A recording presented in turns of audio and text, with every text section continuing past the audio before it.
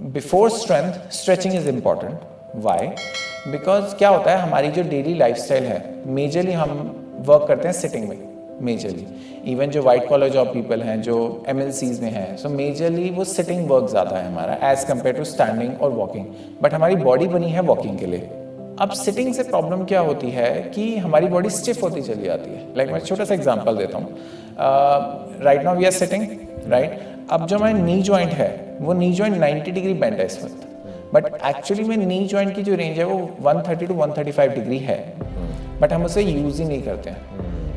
पहले क्या होता था, हमारे जो ग्रैंड पेरेंट्स हैं, दे यूज़ हिंदी टॉयलेट. सो उसमें या they sit for long in a cross leg sitting posture. उसमें नी जॉइंट का जो रेंज है वो 100% यूज़ होता था. बट अब वो नहीं है. और इसकी वजह से क्या होता है, हमारी जो नी की जो रेंज है, हम 90 तो यूज़ कर रहे हैं, बट जो 90 से 135 डिग्री तक की रेंज है वो हम यूज़ ही नहीं कर रहे हैं. तो अगर इस कम रेंज के साथ हम एक्सरसाइज करने जाएंगे तो again we prone to injury.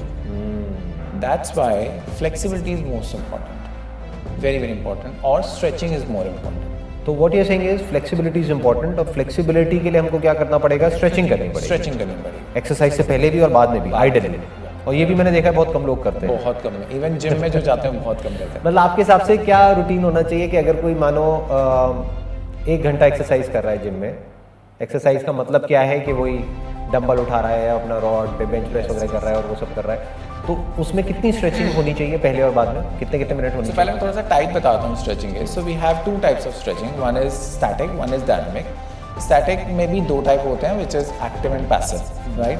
So active means मैं खुद कर रहा हूँ स्ट्रेचिंग, मुझे पता है कि मुझे कौन सी मसल को कैसे स्ट्रेच करना है. पैसिव मीन्स आपका कोई अदर बंदा स्ट्रेचिंग कर रहा है, कोई और कर रहा है, लाइक जिम ट्रेनर कर रहा है या फिजियोथेरेपिस्ट कर रहा है. स्टैटिक स्ट्रेचिंग में ये होता है कि आप उस स्ट्रेच को होल्ड करते हो minimum for 30 seconds, right. 2 to 3 times उसको होल्ड करते हो.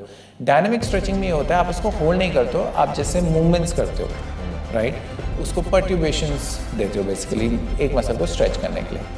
अगर हम बात करें कि वर्कआउट से पहले, because it's a warm up phase, right. So warm up phase में हमें डायनामिक स्ट्रेचिंग यूज़ करनी चाहिए, बिकॉज वो क्या करती है, वो मसल को एक्टिवेट करती है. बट कूल डाउन फेज जो आता है, सो जैसे वार्म अप फेज हो गया, then exercise time, then cool down phase. Cool down phase में हमें स्टैटिक स्ट्रेच यूज़ करना चाहिए. वो हमें हमारी मसल्स को रिलैक्स करता है. उसका ड्यूरेशन कितना कितना होना चाहिए? So total initially cool down phase 15 minutes का और लास्ट में भी 15 मिनट्स का. तो आप कह रहे हो 15 मिनट पहले एक स्ट्रेचिंग होनी चाहिए और 15 मिनट बाद में होनी चाहिए अगर कोई 1 घंटा वर्कआउट कर रहा है तो. यस. बट ऐसा यूजुअली होता नहीं. मैंने बहुत कम लोगों को देखा है. बहुत कम होता है. बट ये बहुत इंपॉर्टेंट है. Very very important. बिकॉज अगर आप कह रहे हो कि अगर स्ट्रेचिंग प्रॉपर नहीं हुई तो फ्लेक्सिबिलिटी प्रॉपर नहीं है, फ्लेक्सिबिलिटी नहीं है, उसके बाद में हम स्ट्रेंथ के ऊपर काम कर रहे हैं, जो नेक्स्ट स्टेप आप कह रहे हैं, यस, तो उसमें इंजरी होने के चांसेस बहुत ज़्यादा है. तो सेफ्टी पे कॉम्प्रोमाइज़ हो गया. यस, क्योंकि अगर बॉडी में फ्लेक्सिबिलिटी नहीं है तो हम किसी भी जॉइंट की एक्सरसाइज जब हम कर रहे हैं तो उस जॉइंट को हम पूरा एफिशिएंटली यूज़ ही नहीं कर पाएंगे.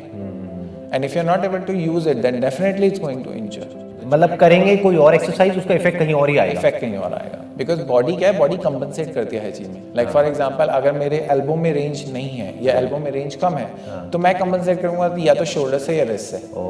सो इसलिए flexibility is very very important. इसीलिए लोगों को ये शोल्डर की प्रॉब्लम आ जाती है जो बहुत ही कॉमन है. बहुत ज़्यादा कॉमन है, क्योंकि यूज होना चाहिए ये वाला जॉइंट, जबकि यूज हो रहा है ये वाला जॉइंट सारी एक्सरसाइज में. तो हम कोई अगर मान लो चेस्ट की एक्सरसाइज भी कर रहे हैं तब भी सारा लोड शोल्डर के ऊपर आ रहा है, बाइसेप्स कर रहे हैं तब भी शोल्डर के ऊपर आ रहा है.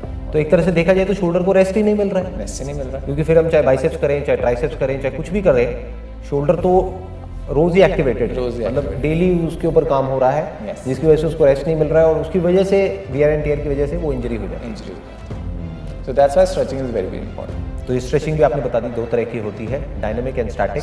डायनामिक आप कह रहे हो स्टार्टिंग में बेटर है, स्टैटिक एंड में बेटर है, और ideally it should be 15 minutes, 15 minute होनी चाहिए स्ट्रेचिंग. तो योगा किस कैटेगरी में आता है? इज इट डायनामिक और स्टैटिक? आई थिंक स्टैटिक में आता है. योगा स्टैटिक में आता है क्योंकि योगा में डिफरेंट पोजेज है जिसको आप होल्ड करते हो. होल्ड करते हैं, राइट. आइडियली योगा में होल्ड करना is very very important. Very very important. And they focus more on the breathing which is also very very important, क्योंकि अल्टीमेटली हमारी मसल्स को, हमारे सेल्स को ऑक्सीजन तो चाहिए.